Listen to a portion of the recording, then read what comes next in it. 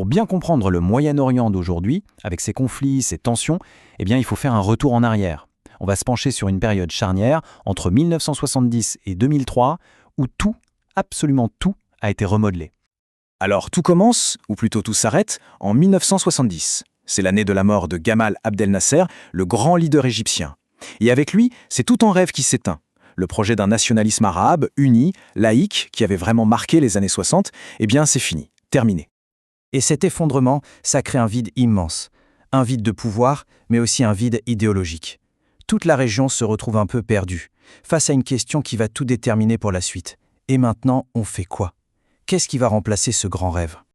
Alors voilà, c'est vraiment la fin d'une ère. On assiste à l'effondrement de l'ordre ancien. Tout le vieux monde du Moyen-Orient est en train de se désagréger. Et ça provoque une crise idéologique profonde.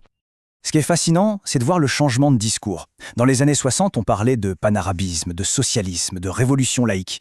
Mais dans les années 70, c'est une toute autre histoire. On bascule vers des dictatures militaires, un certain libéralisme économique et surtout, la montée en puissance de l'islam politique. Et dans ce vide, deux nouvelles forces, complètement différentes l'une de l'autre, vont s'engouffrer. Elles vont tenter de remplir cet espace laissé vacant, et ça va préparer le terrain pour une toute nouvelle ère de compétition.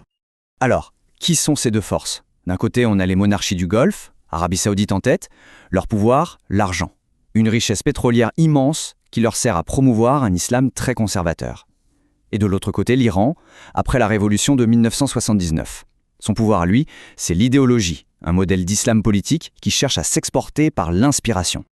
Regardez ce chiffre, c'est juste hallucinant. On passe de 4 milliards de dollars de revenus pétroliers en 1970 à 184 milliards 10 ans plus tard. C'est l'explosion du pétrodollar comme véritable arme géopolitique. Avec cet argent, les monarchies du Golfe ont les moyens d'exporter leur influence partout dans le monde musulman. Pendant ce temps-là, en Iran, la révolution de 79 se base sur une idée complètement nouvelle, le velayat et fakir ou la tutelle du juriste. En gros, c'est la théorie de Khomeini qui dit que les chefs religieux doivent gouverner l'État. C'est une rupture totale qui donne le pouvoir directement au clergé et qui défie à la fois l'Occident et les monarchies du Golfe. Alors, d'un côté l'argent, de l'autre, la révolution. Cet affrontement, il ne va pas rester purement idéologique, bien au contraire. Il va mettre le feu aux poudres et alimenter des décennies de guerre absolument dévastatrices dans toute la région. Et quand on regarde la chronologie, c'est frappant. 75, la guerre civile au Liban. 79, l'invasion soviétique en Afghanistan. Un an plus tard, l'Irak envahit l'Iran pour une guerre terrible de 8 ans. Et en 90, l'Irak envahit le Koweït. On voit bien que ces guerres ne sont pas des événements isolés, elles sont toutes liées. La guerre Iran-Irak, c'est vraiment le choc frontal de ces deux modèles. D'un côté, Saddam Hussein qui veut stopper la révolution iranienne, de l'autre, Khomeini qui veut l'exporter. Et bien sûr, tout le monde s'en mêle. Les pays du Golfe et l'Occident soutiennent l'Irak, tandis que l'Iran trouve d'autres appuis. Le bilan humain est juste effroyable. Près de 700 000 morts et disparus. Pourquoi au final ? Rien, une impasse totale. La seule conséquence, ça a été de renforcer encore plus les dictatures dans les deux pays. Et au même moment, la guerre en Afghanistan devient un véritable incubateur à djihadistes. Des dizaines de milliers de combattants étrangers y affluent, financés par l'Arabie Saoudite, avec le soutien du Pakistan et des États-Unis. C'est là-bas que des groupes comme Al-Qaïda vont naître. Et une fois la guerre finie, tout ce radicalisme va être réexporté. Toutes ces guerres, cette montée de l'islam politique, ça va bien sûr avoir un impact énorme sur des questions nationales plus anciennes qui n'étaient toujours pas résolues, notamment pour les Palestiniens et les Kurdes. Prenons la cause palestinienne. Pendant longtemps, c'était un combat porté par le nationalisme arabe laïque. Mais voilà, les États arabes ont échoué à obtenir un État palestinien. Cet échec va créer un vide, et dans ce vide, de nouveaux mouvements vont apparaître, pour qui la dimension islamique du conflit devient centrale. Et puis, il y a eu les accords d'Oslo dans les années 90. Sur le papier, un grand pas, reconnaissance mutuelle, plan d'autonomie. Mais il y avait un énorme problème. Toutes les questions les plus sensibles, les réfugiés, Jérusalem, les colonies, ont été repoussées à plus tard. Et ce « plus tard » n'est jamais vraiment arrivé.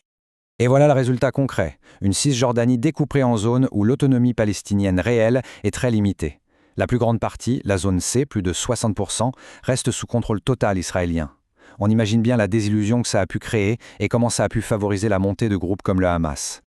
Pour les Kurdes, c'est presque un paradoxe. Après avoir subi une répression terrible sous Saddam Hussein, la guerre du Golfe de 1991 va créer une opportunité. La zone d'exclusion aérienne imposée par la coalition va permettre de fait l'émergence d'une région kurde autonome dans le nord de l'Irak. On arrive donc au début du XXIe siècle. La scène est prête pour la suite. Et le moins qu'on puisse dire, c'est qu'en 2003, le Moyen-Orient est méconnaissable par rapport à ce qu'il était 30 ans plus tôt.